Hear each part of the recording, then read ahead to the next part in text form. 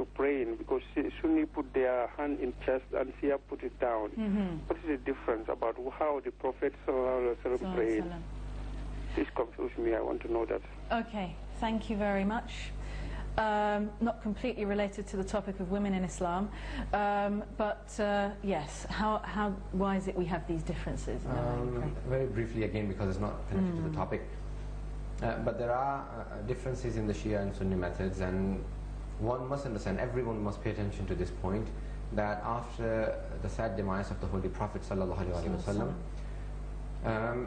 the Khulafa had stopped the narration of traditions, so you could not mention the traditions of the Holy Prophet. They had banned it. So the naql riwayat, or the traditions of the Holy Prophet were not mentioned, they were banned. And Umar ibn Abdul Aziz, the last Banu Umayyah, the Caliph of Umayyads, he allowed it. He did three very good things. He said you cannot swear at him anymore. He was the son-in-law of the Holy Prophet, which Muawiyah had started, and he stopped. He said it is forbidden to swear at Ali ibn Abi Talib. From the pulpits, everyone would abuse and curse Imam Ali. So he said, you must stop the cursing of Imam Ali Islam. Secondly, he gave back Fadak, which had been taken from the Ahlul Bayt. So he gave it back to Imam Sadiq al-Islam, even though the caliphs and the khulafa after him took it back. And the third thing, the very good thing he did, was that he actually allowed the Muslim scholars and the ulama at that time to start narrating the traditions of the Holy Prophet again. Right. So he said the narration, the naql riwayat should be allowed. Now, everyone started it, and there were confusions and there were misunderstandings. So we, the Shias, take all the teachings of the Holy Prophet from Ahlul Bayt, because Ahlul Bayt adra bima fil bayt. The people of the house know what is better, what is in the house. They know better what is in the house. So we take our prayer from Imam Baqir al-Islam and Imam Sadiq, and they say that the Holy Prophet prayed like this with his hands open. Not only the Shias, but also Imam Malik ibn Ans, who's compiled Muwatta, and he's one of the major Imams, and he's one of the most popular Imams of the Sunnis. Imam Malik also says that Imam Abu Hanifa is from Kufa. He doesn't know how the Holy Prophet prayed. I'm from Medina, so I know better, and he tells his ruling is to keep the hands open. Right. So keeping the hands open is the Sunnah of the Holy Prophet. It was changed by the Khulafa, by the second Caliph, to close the hands when he had conquered Iran, and the Iranian captives came and they had their heads down and their hands closed. He said, why are you standing like this? He said, to show respect to you. Right. So he said, okay, from now onwards we'll have our hands closed. And that's why our Sunni brothers also say they're not just Ahl Sunnat, they're Ahl Sunnat. Ahl Sunnah, Sunnah of the Holy Prophet, and Jamaat of the Sahaba. Jamaat meaning group of Sahaba. Yeah. So the Sunni view is that the companions of the Holy Prophet can make changes to the Sharia. The Shia point of view from Imam Sadiq al-Islam is haramu Muhammadin haramun ila yawm al-qiyamah wa halaluhu halalun ila yawm al-qiyamah. The things that Muhammad sallallahu alaihi wasallam made haram are haram up to the day of judgment, and the things that he made halal or permissible are halal up to the day of judgment. So it is not permissible to make changes to the Sharia of the Holy Prophet. But our Sunni brothers do believe that it can be changed, and the Sahaba changed many things, and they say that it is acceptable. But according to the Shias, it is not acceptable, and that's why we just pray like the Holy Prophet with the hands open. Okay, thank you very much. But somebody else is calling in now. Assalamu alaikum. Assalamu alaikum. Hello. Assalamu alaikum. Wa alaikum assalam wa rahmatullah. Hello. Hello, can you hear me? Sister? Yeah. Do you have your TV on in the background? Yeah. It might be helpful if you turn your TV down. Then you might be able to hear me better. Okay, yeah. Can you hear me? Yeah, I can hear you. Okay, Assalamu alaikum, sister. Wa alaikum assalam wa rahmatullah. Sorry about that. It's okay. My question was, are we allowed to say salam to the two angels after salam? Okay, thank you very much. Are we allowed to say salam to angels? It's a good question. In the prayer, the final three salam, after saying the shahadatain, you say ashhadu an la ilaha illallah wahdahu, the whole shahad, and then after that you say salam, assalamu alayka ayyuhan nabiyyu wa rahmatullahi wa barakatuh. The first salam is to the Holy Prophet. You say, O Messenger of Allah, salutations be upon you, and His mercy and blessings. And then after that you say assalamu alayna wa ala ibadillah as-salihin. So you say salutations be upon us, all the people praying, all the Muslims, and upon all the pious servants of Allah. And then we say assalamu alaikum wa rahmatullahi wa barakatuh. For that final salam, you have to intend. You can do it to the A'imma alayhimus salam, the Imams, to the Prophets, or to the angels. So you can intend and give that salam to anyone. You can say Assalamu alaikum wa rahmatullahi wa barakatuh. Okay, thank you. Yes, so the angels are included in that. And I think that's important, actually, to include the angels in our greeting. Now, on our topic, back to our topic of women in Islam, another issue that is cropping up all over the Muslim world is that, in a way, the roles of men and women that have been there for many centuries are changing. And it's becoming more common for women to go out to work, and due to economic circumstances, it's not always just that the woman is kind of doing it just because she wants a career. Sometimes it's actually kind of necessary for her to go out to work. But still we find that requiring her also to include that with her duties as a housewife. So she's still doing the majority of the cleaning and the cooking. And I was wanting to ask, do you think that men need to perhaps share more of the burden in the home with the wives, or should the wives actually work less? Should they actually, is it because it might be causing a problem? Should they perhaps accept a smaller salary and for the wives to stay at home? I think contentment with the smaller salary at home will be much better. The Holy Prophet, when he married off his daughter Fatima salamun alayha, he distributed the work. He said the housework is Fatima salamun alayha's, and the chores outside the house are for Ali ibn Abi Talib. So bringing water and bring the bread and everything from outside. But you must remember, even though the Holy Prophet had many wives, even then he would share the work with them. It was many times found that the Holy Prophet was cleaning the house, he was washing his own clothes, he was milking the cow or the sheep, and then he was cooking. He was helping with making the bread. It's found very commonly. And Imam Ali alayhi salam likewise, he helped not only Hazrat Fatima salamun alayha. It's found that when he was ruling in Iraq, in Kufa, that was his capital. Once he heard some children crying from a house, and he went in. He knocked on the door and he said, "Can I come in?" And she said, "Yes, you can." "Why are your children crying? Why aren't you looking after them?" She said, "My husband has been killed in a battle. I can't go into the full details." But she was making some bread, and Imam Ali says, "Okay, you go and look after the children, and I'll make the bread for you." So she went and started looking. The children were crying, so he quickly makes the bread, cooking the bread for her and the food.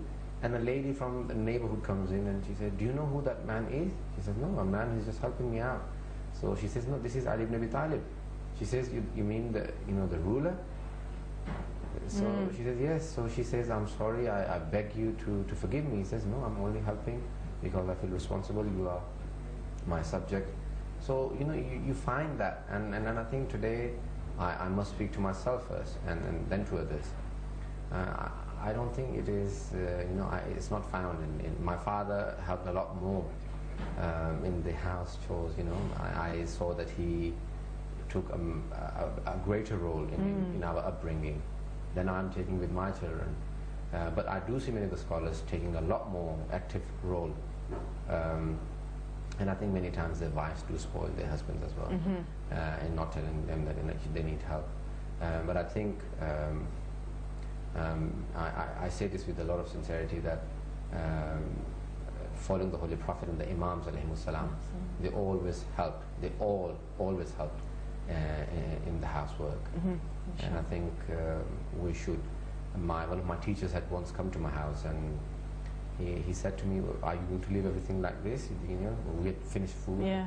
I said, "Yes." He said, "No, you should wash them. I don't think you should leave them behind for your wife, because she did not eat with us, so you shouldn't leave them behind." And I learned a lesson from him. That's how he was working in his house. So it's nothing new for husbands and wives to share some of the responsibilities at home, depending on the circumstances, of course. So we have another caller coming in. Assalamu alaikum. Wa alaikum salam. Wa alaikum salam wa rahmatullah. Assalamu alaikum, Rebecca. My name is Hussein, and I'm calling from Manchester. My question regarding taqleed. Can you tell me the importance of taqleed and when the Ayatollahs give us guidance, and how do they justify that this has come from the Ahlul Bayt? Is there any reference in any books where we have to do taqleed? Because I've got a couple of my Shia friends who don't actually do taqleed because they say there is no reference. Right. Because the Ayatollahs, depending on which Ayatollah you're doing your taqleed from, sometimes vary from point from point. So I just wanted to ask them that. What is the importance and where is the reference for us to do taqleed? Okay, thank you very much, brother. Thank you.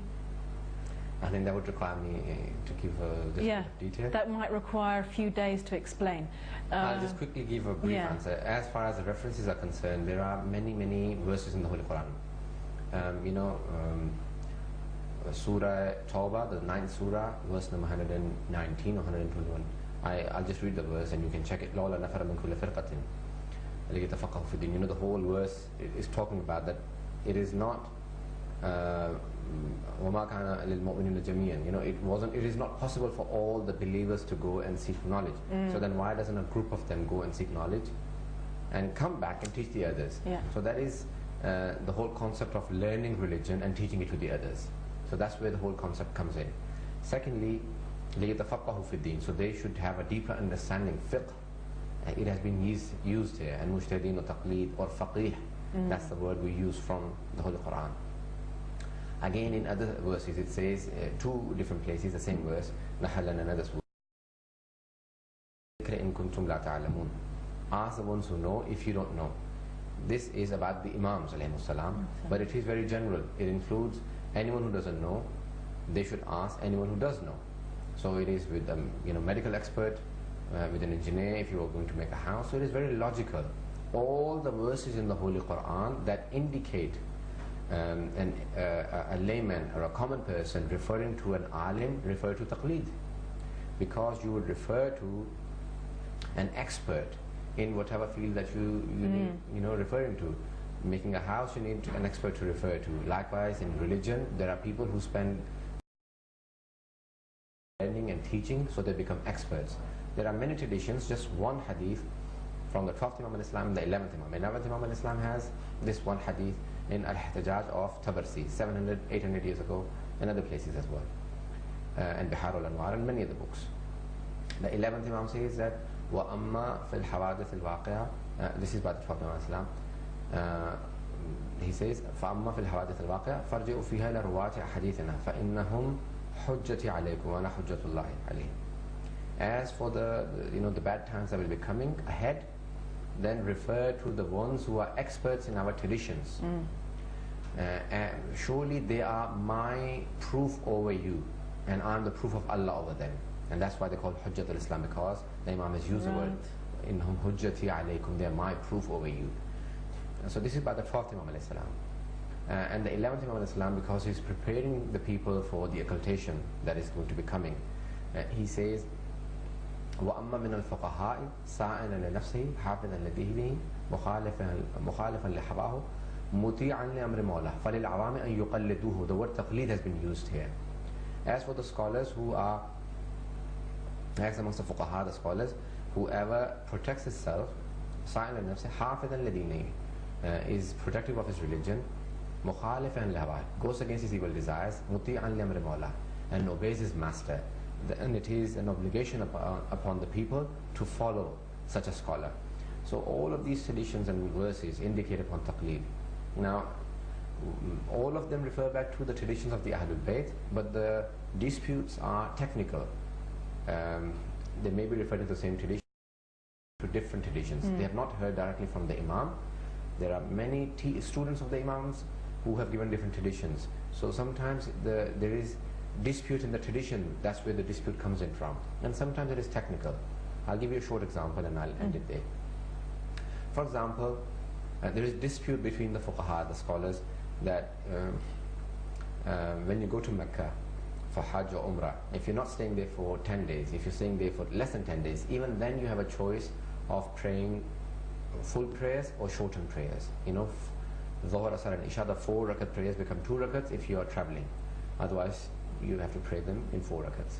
In Mecca, you have a choice. In other places, but in Mecca especially. Now, the dispute amongst the fuqaha. The tradition says in Mecca you have a choice. say in old Mecca you have the choice, not in the new Mecca, because when the hadith was said, Mecca was, for example, only 4 miles. Now Mecca is about 14 miles. So some say no, the hadith said you have a choice in Mecca. In Mecca you have a choice to pray full or shorten. No matter how big the Mecca becomes, you have the choice in all of Mecca. So it is technical. I've tried to simplify it. The disputes. That's why the disputes happen. Otherwise, they're all based on Quran and Hadith. So I think the key to that is that we really need to be tolerant of different interpretations, and not let that become a source of fitna, really, between us. I think we have another caller coming in. Assalamu alaikum. Assalamu alaikum. Hello, assalamu alaikum. Wa alaikum assalam wa rahmatullah. Assalamu alaikum. My name is Farina. I'm calling from West London. I'd just like to know a little more about mutta. Right. And I'd like to know basically what are the guidelines set with regards to it. Okay. What's the logic behind it, and also how would it be beneficial in what terms for the institution of the family, and also how would it be beneficial for a woman? Right. Thank you. Thanks for your question. Mutta itself, or temporary marriage in Islam. Islam has 2 types of marriages: a permanent marriage, which is known to be a normal common marriage, and a temporary marriage, for which duration must be specified. Duration and mahar, dowry, must be specified, and the agreement between the 2 sides. So these are the conditions for mutta. The formula must be recited, and the husband and wife can do it themselves, recite the formula themselves. This is what's called temporary marriage. Now I'm thinking that the question implying how does it protect a woman? Well, basically it is discouraged for unmarried women or young women to go into mutta. They are encouraged to get married permanently rather than going into mutta. And it is not permissible, according to most of the scholars, it is not permissible for young girls who are previously not married to temporarily marry someone or do mutta without the father's consent, and the father wouldn't give the permission because he would want them to be married permanently. So it is, so the protection for the women is there. Now one must remember there are many laws in this country, or many Islamic laws, which may be misused. The misuse of a law does not mean that the law is wrong. The people who are misusing it, they are wrong. So it came in to protect the people from something haram, the things which take you towards haram things. So it was basically legislated in Islam to protect the people indulging into haram and things which are forbidden. And many people misuse it. So that misuse does not mean that this law is wrong. The misusers are wrong. Likewise, many of the laws which are misused. Yes, and so, another very heavy topic, because we all have a responsibility as well to try not to put our own personal desires or the desires of our nafs into Islamic law, but to really try to be objective and just as well in the way that we apply them, inshallah. So we're going to take another break and the next half hour will be our final half hour. You're watching Ahlul Bayt live on Ahlul Bayt TV, the first Islamic TV station broadcasting the teachings of the Ahlul Bayt alayhim salam in English throughout the UK. And inshallah we will see you in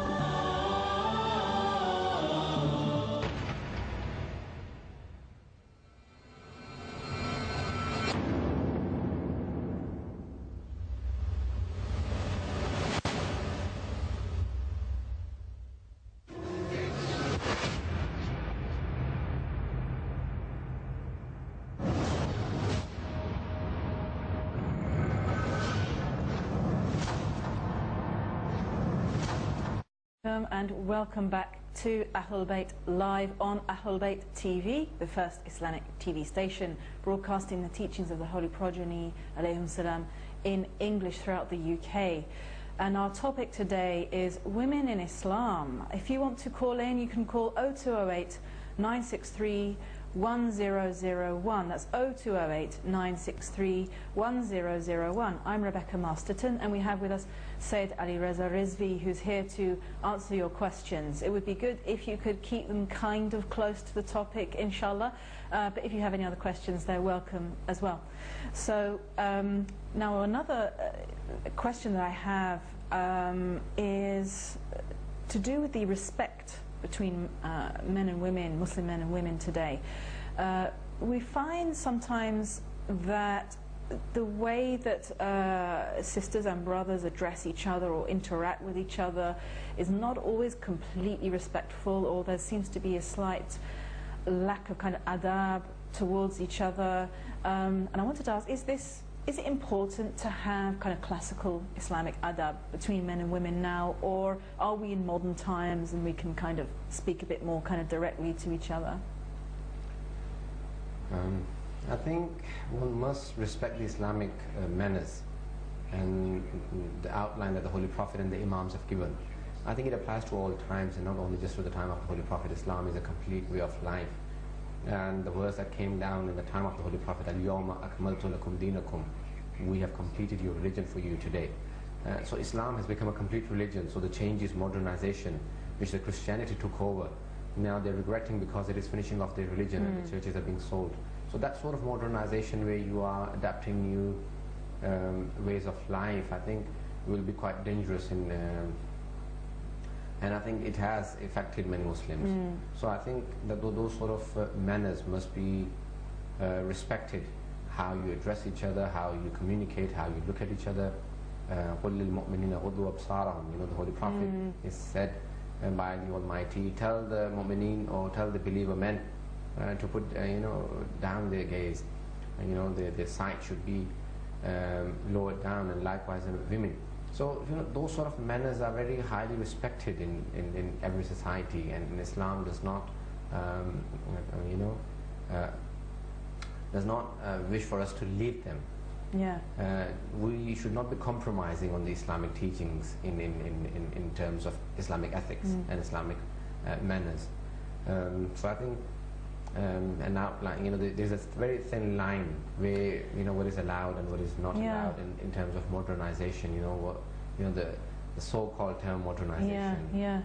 I mean, also, I wonder if nowadays we could apply the term lower the gaze even to is done online, because a lot of us are not communicating together face to face. Very good. I think the hijab itself is not just for women, it is for both men and women. It is not only just of sight, it is of ears, it is of your tongue, the words you use. And if you're not communicating directly over the phone, how you make your voice, فَيَطْمَنْ الَّذِي فِي قَلْبِهِ مَرَضٍ. The Quran says, do not talk in such a way where you're attracting the one who has evil in his heart.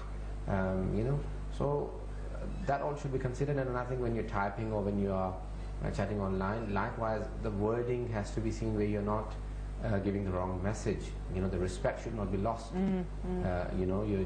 Will you accept that sort of wording? If your own daughter was doing it, or your own son was doing it, then you shouldn't be talking like that to others. So I think that should be, that's a very good point that you have actually come up with, that when you're chatting online, and likewise using the modern equipment, that should be kept in mind. Inshallah. We just had a caller coming in that was asking in relation to the topic about what she should do. Her husband is seeking a divorce, but she doesn't want a divorce. I imagine that probably a lot of women in the world are experiencing this. Is there anything she can do to prevent her husband from getting the divorce? A very important, controversial question. What should a woman do in avoiding a divorce? There is a larger population of women, and I do not wish to encourage this, but I must say that when when a woman is divorced, even though that the Western world says that it is easier for them to get married again, but even then it is, even in the Western world, it's not acceptable for widows and for divorcees. Islam had actually brought in the second marriage. Mainly, if you look at the Holy Prophet's wives, leave one or two, all the others are either widows or divorcees. So it was a protection for all of those women from different tribes that he married them for, and likewise the imams. So I think if it is for another woman or something, then she should first of all try and reconcile and see why is he divorcing her. You know, if it is because of her mistakes, she's being too demanding or whatever, then she should try and tell him that, okay, from my side you will not face this problem. If it is something from his path which she cannot stand, then she should try and have patience, and Allah will pay her off for that patience. And sometimes allow him to say, okay, fine, if you think that you're getting married again, then for the sake of children, do not divorce, and usually he'll come back, you know, from that relationship.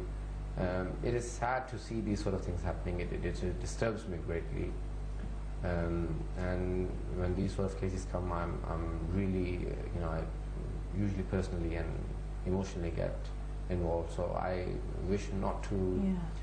You know, the society itself is destroying its whole pillar, which is based on family and married life.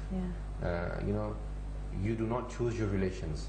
Your parents are, you know, you're born from those parents, your brothers and sisters. Every relationship is given to you. You choose one relationship. And Allah says, I put in the blessing of love. That is the husband and wife.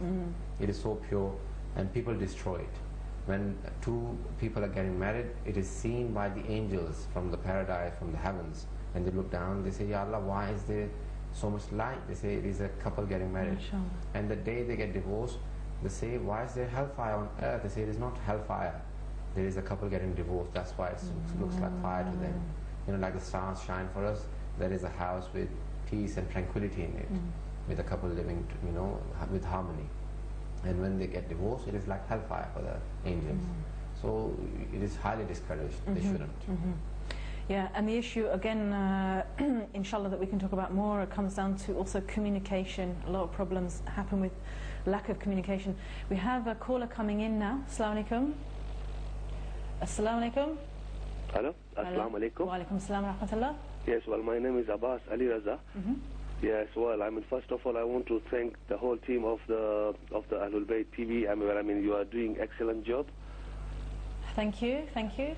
And well, I would like to ask the question: what is the benefit of reciting the Ziyarat Ashura, please? Thank you for your question. What is the benefit of reciting Ziyarat Ashura? Well, inshallah, in this world there are many benefits. That the success in your life and determination is because of, you know, the revolution that Imam Islam performed.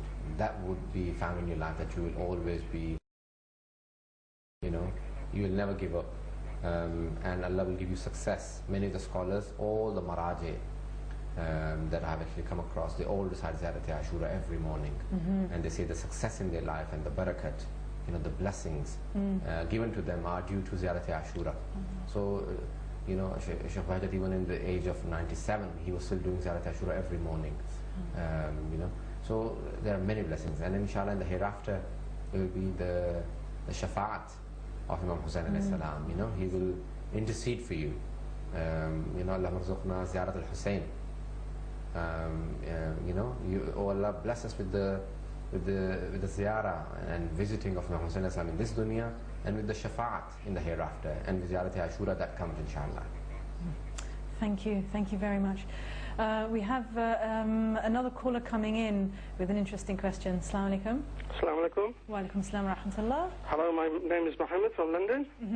First of all, congratulations on your TV channel. Thank you. It's very inspiring. I've just got a quick question.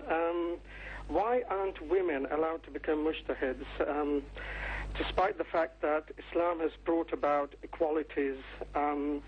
So why is it that women are not allowed to become mujtahids? Thank you. So why can women not become mujtahids? No, actually, I will correct him. Women are allowed to become mujtahids.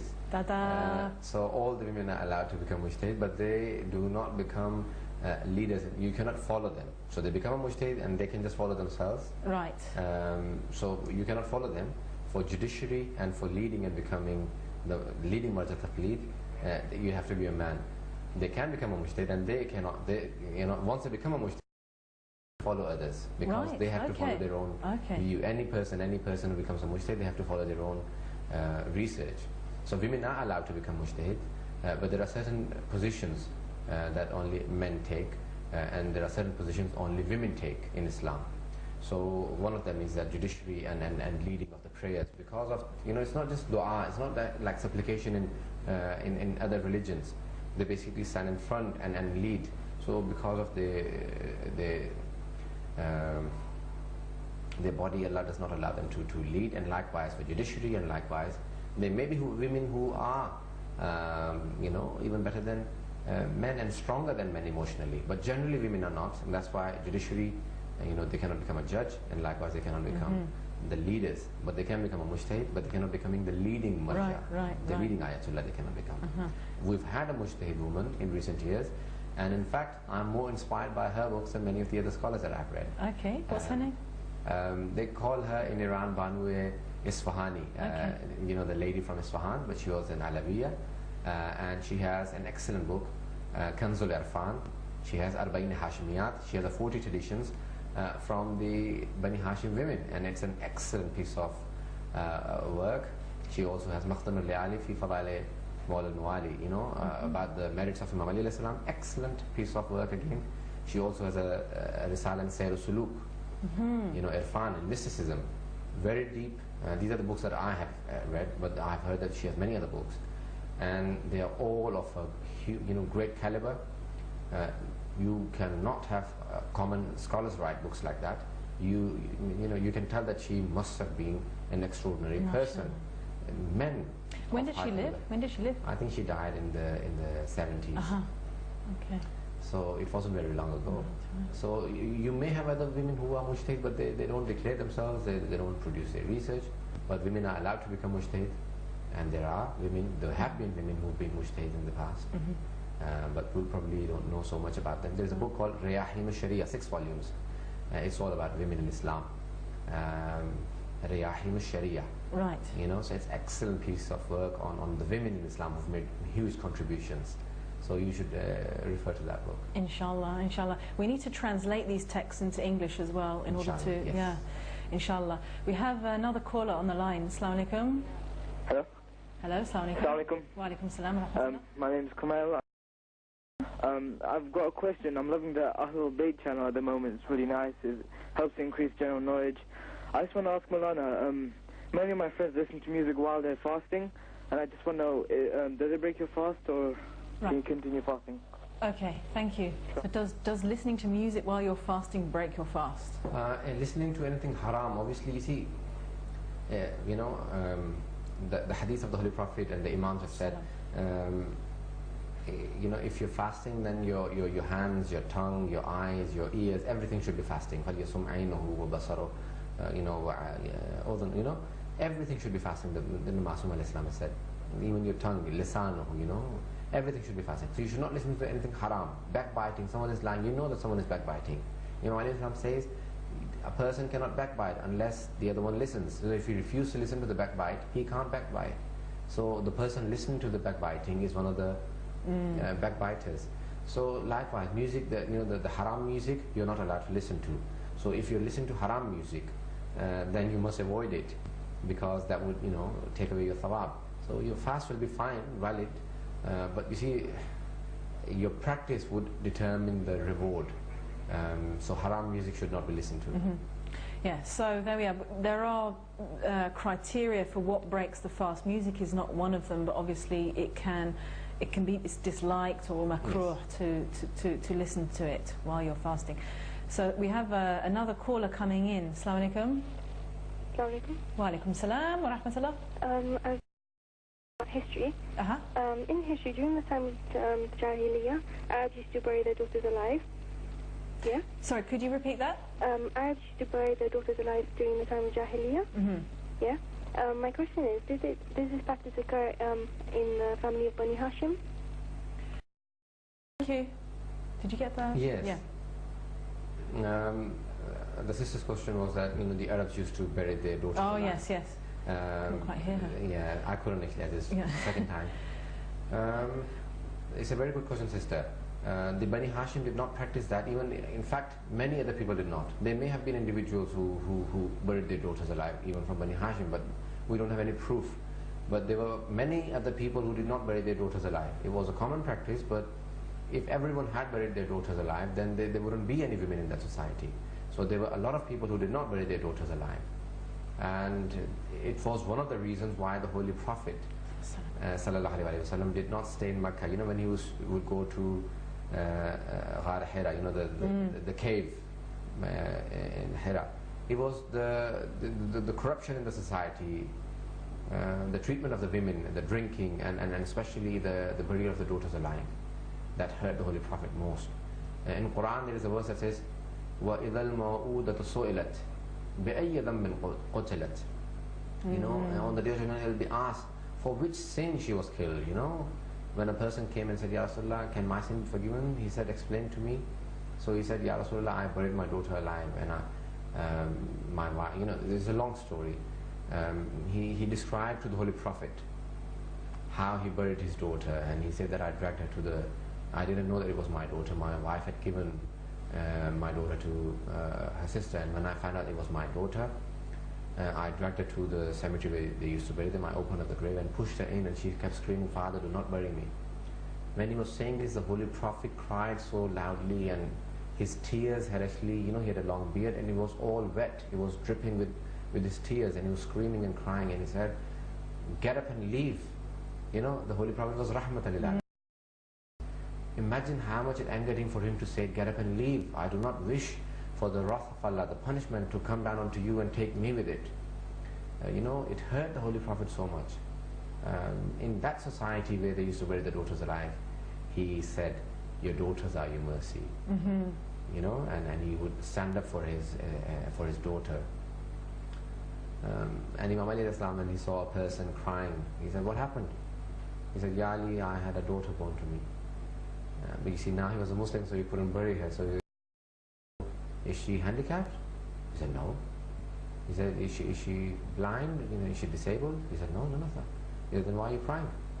He said, because I have a daughter, that's why I'm crying. He said, what if you had a son who was deaf, dumb, or blind, or he was disabled, or he had some other disability? What would you do? He said, I never thought of that. So he said, just thank Allah subhanahu wa ta'ala that He's given you a healthy daughter. Thank Him for a daughter. Why? So he went back and said, yeah, I never thought of it like that.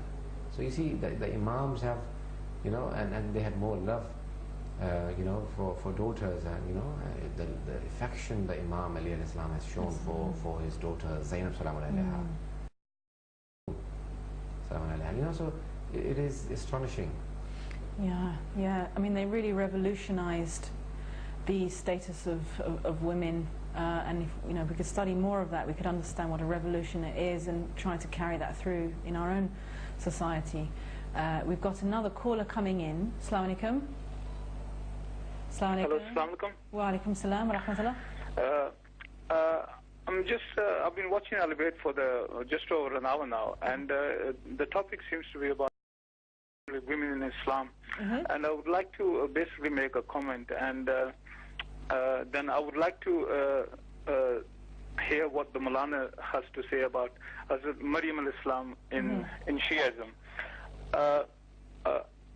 Anything that the Maulana says is basically from his own belief, but I would like to declare what Allah says in the Holy Quran, that Allah has chosen you over all other women, and He's talking to Maryam alayhi salam, and he's saying that chosen you as Maryam Nisa'al Alameen above all other women. And Allah and the Prophet also states that there are two personalities in the world which are born. of Satan. And those two personalities on the face of the earth, from Adam alayhi salatu wasalam and the day of judgment, happen to be Isa alayhi salam and Maryam, Isa ibn Maryam Nisal Alameen. And I just like to, sort of say this because I just feel I have to, take part in the show and let out my own, knowing from what Allah states in the Quran. Yeah. And I would like to hear what the Maulana says about Maryam alayhi salatu wasalam, apart from on Shia side. Thank you very much. Thank you. Barakallahu feekum. Thank you for taking part in the show. You're very welcome. Everyone's welcome to take part. Yes, the verse he's referring to is in the Holy Quran, إِنَّ اللَّهَ اصْطَفَاكِ وَطَهَّرَكِ وَاصْطَفَاكِ عَلَى نِسَاءِ الْعَالَمِينَ. Indeed, Allah has chosen you and has purified you and has chosen you above all the women of the world.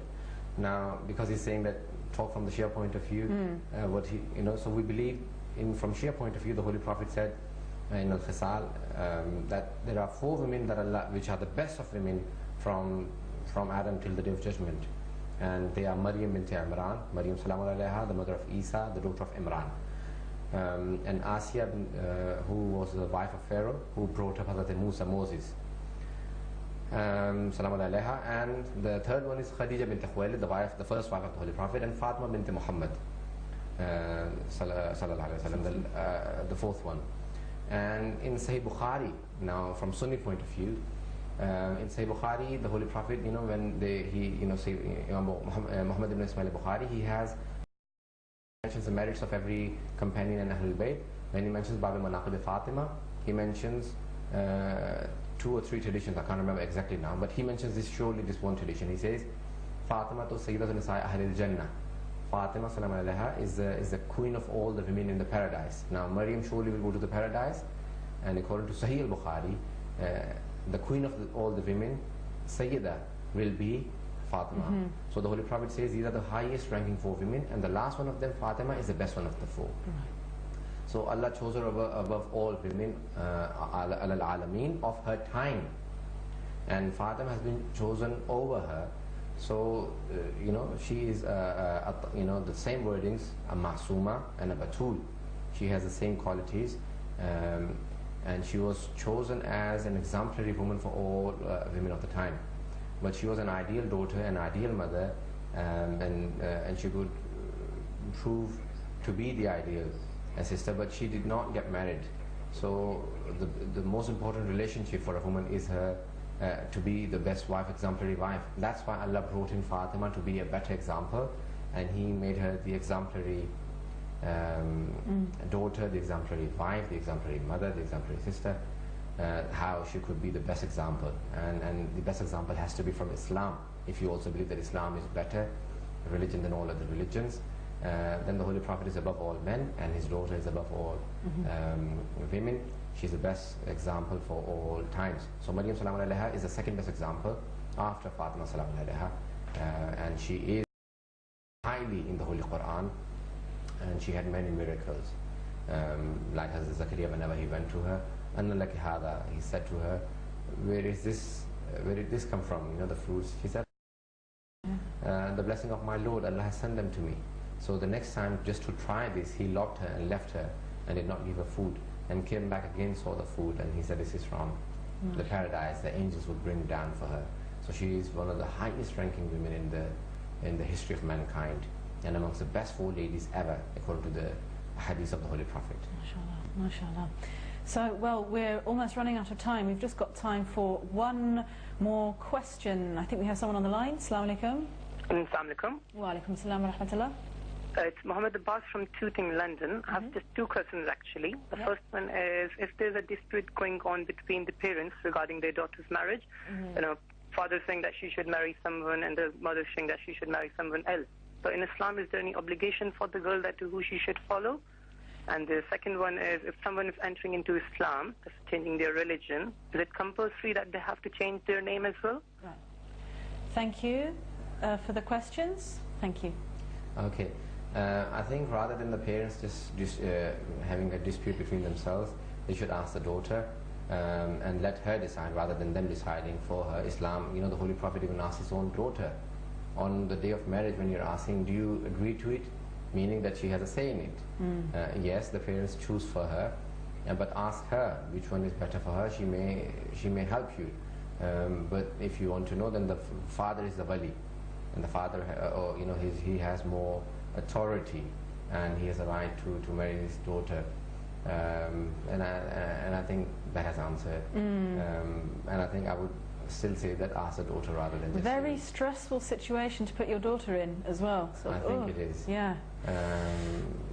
And you don't want to start her marriage with this in the middle of all this stress. Yeah, she won't know who is making the right decision. Yeah, and she's going to be torn between her parents as well. And this will continue even after her marriage. The parents will continue to fight. So let her choose, and they say, okay, this is not our decision. Because you married her, so now she's having problems because of you. I have seen this happen many times. God forbid if the problems happen in marriage, then the parent who had chosen the partner for the child, then the other partner keeps blaming them for it all the time. So they shouldn't let that happen and blame each other and so I think that's the best way of sorting it out. Inshallah. And the last thing about the name. Is it compulsory to change your name? So long as any all names, even in your own language that you choose for Allah subhanahu wa ta'ala, they are Allah's names, and any name in any language, so long as it is not un-Islamic. For example, certain names may indicate that it is slave of so and so idol, slave of so and so, the slave of son or something. So those sort of names must be changed because they are un-Islamic. Un-Islamic names have to be changed. You may have names of holy personalities, but they are not in Arabic. They are in another language. Those are allowed. And for your information, Rebecca was the wife of Nabi Ishaq. If anyone's thinking it's a Jahiliyyah name, it's not. She was the wife of Nabi Ishaq. That's why I indicated intentionally that if it is an Islamic name, but it is in another language, then it is not an un-Islamic name because it's not in Arabic. Okay, thank you very much. So that was a great show, and the time has passed very fast. So thank you very much, Syed Ali Raza Rizvi, for being here to answer our questions. You're watching Ahlul Bayt live on Ahlul Bayt TV, the first Islamic TV station broadcasting the pristine teachings of the Holy Household, beaming into your household. And inshallah we will be broadcasting again on Wednesday between 10 and midnight. We will have with us Sheikh Ayub Rashid, and he'll be talking about, inshallah, the importance of reciting Quran in Ramadan. And don't forget, if you want to call in, the number is 0208 963 1001. Don't forget to write that down for the next program, inshallah. I hope you've enjoyed watching, and inshallah we will speak to you inshallah on Wednesday, the next program. Assalamu alaikum.